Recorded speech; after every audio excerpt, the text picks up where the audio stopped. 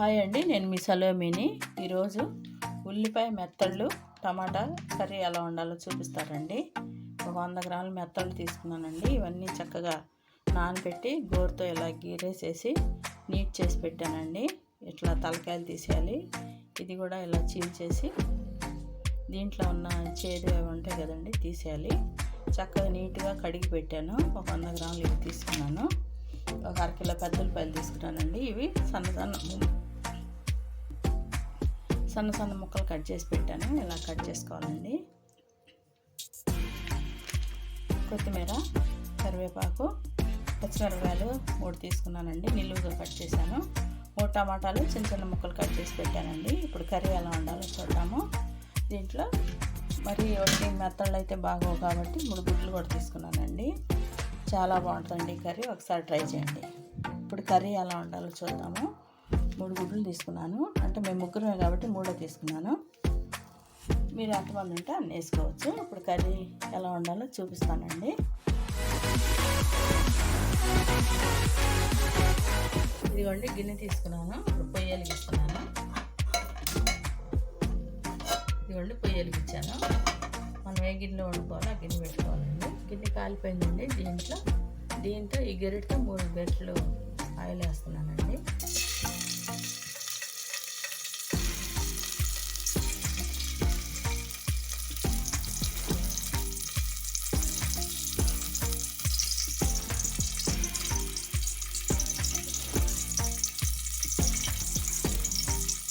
ఇదిగోండి నూనె కాగిపోయింది.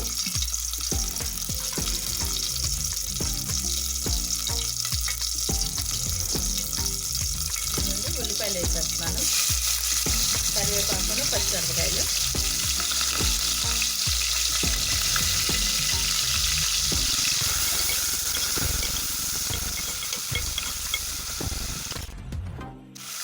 ఇవ్వండి ఉల్లిపాయలు అన్నీ కూడా వేసేస్తున్నాను. అరకిలో ఉల్లిపాయలు కట్ చేశాను కదా, అవి కూడా వేసాను. టమాటా, కొత్తిమీర కూడా వేసేస్తున్నాను. చాలా త్వరగా అయిపోతుందండి కర్రీ. మనం అన్నీ కట్ చేసి పెట్టుకుంటే 10 మినిట్స్లో కర్రీ వండేస్తాం. టేస్ట్కి సరిపడా సాల్ట్ అండి.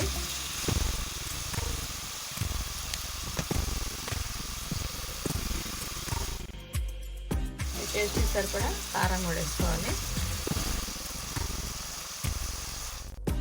నేనైతే 3 స్పూన్లు వేసానండి. ఇలాగా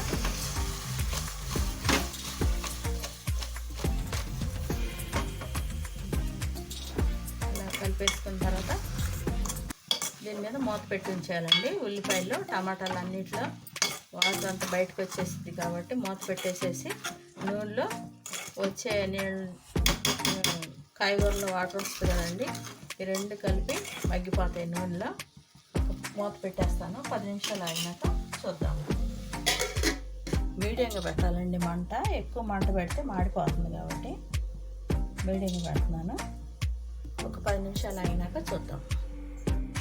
చూడండి ఉల్లిపాయలో నీళ్ళు ఎలాగ వచ్చేసినాయో, టమాటాలు అన్నిట్లో ఉన్న నీళ్ళన్నీ బయటకు వచ్చేసినాయండి. దీంట్లో మనం కొద్దిగా ఒక చిన్న టీ గ్లాస్ వాటర్ పోసుకోవాలండి. అంటే ఉల్లిపాయ ఉడికింది కాబట్టి కొద్దిగా వాటర్ పోసుకోవాలి. ఇటువంటి టీ గ్లాస్ వాటర్ ఇలా పోసుకుంటే మనం ఇప్పుడు చేపలు వేస్తాం కాబట్టి అవి కూడా ఉడకాలి కదా, అందుకని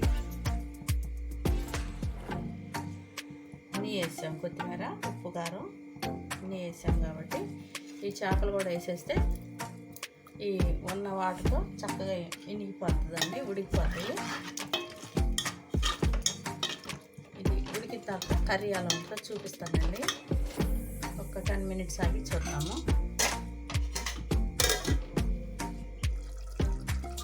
ఇదిగోండి కర్రీ చూసారా, మొత్తం దగ్గరికి అయిపోయింది.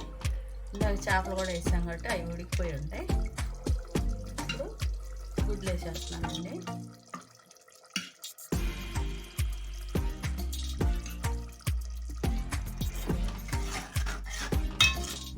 ఫైనల్గా మీరు టేస్ట్ చూసుకొని సాల్ట్ వేసుకోవచ్చండి.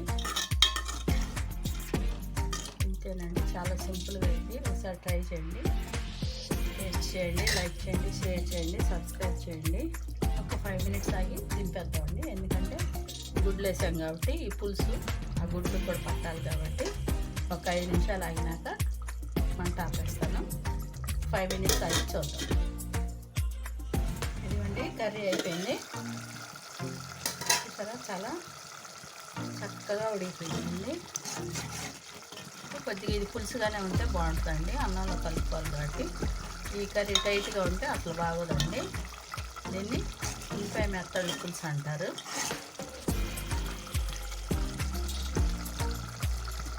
మంట ఆపేస్తానండి.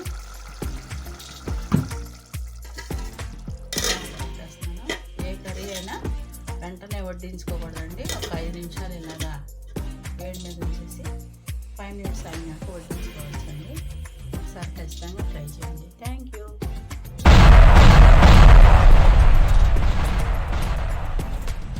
నేను వీడియో అప్లోడ్ చేయగానే మీకు నోటిఫికేషన్ రావాలంటే సబ్స్క్రైబ్ బటన్ పక్కన ఉన్న బెల్ ఐకాన్ని ప్రెస్ చేయండి.